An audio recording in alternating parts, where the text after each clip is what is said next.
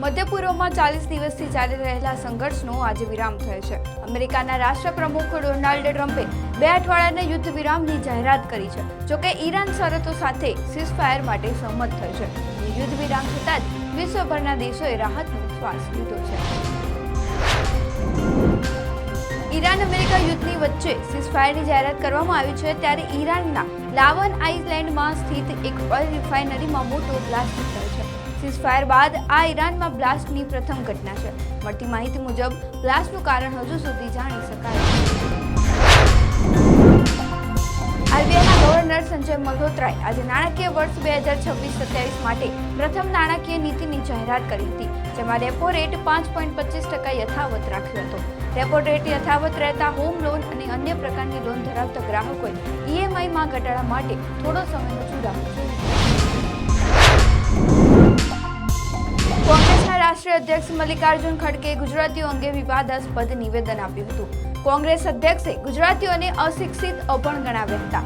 જોકે આજે મલ્લિકાર્જુન ખડગેએ ગુજરાતીઓ અંગે આપેલા નિવેદન પર માફી માંગી દીધી છે। પશ્ચિમ એશિયામાં છેલ્લા કેટલાક દિવસોથી ચાલી રહેલા યુદ્ધ વિરામની આજે જાહેરાત થતાં જ ભારતીય શેરબજારમાં જોરદાર તેજી જોવા મળી હતી। સેન્સેક્સ 2946 પોઈન્ટ વધીને 77,562 પોઈન્ટ પર, જ્યારે નિફ્ટી 873 પોઈન્ટ વધીને 23,997 પોઈન્ટ 35 પર બંધ થયો।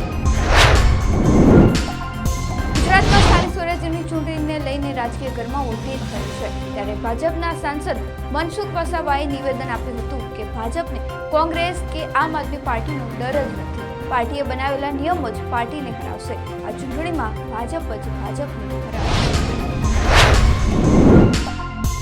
સુરતના પલસાણા તાલુકાના દસ્તાન ગામની નજીક ભારતમાલા એક્સપ્રેસ હાઈવે પર ભયાનક અકસ્માતની ઘટના બની હતી, જેમાં ખંભાતના એક જ પરિવારના 4 લોકોના મોત થયા હતા। હાઈવે પર ટાયર ફાટતા ઉભેલા આઈસરોમાં ઇકો કાર ઘૂસી જતા અકસ્માતની ઘટના।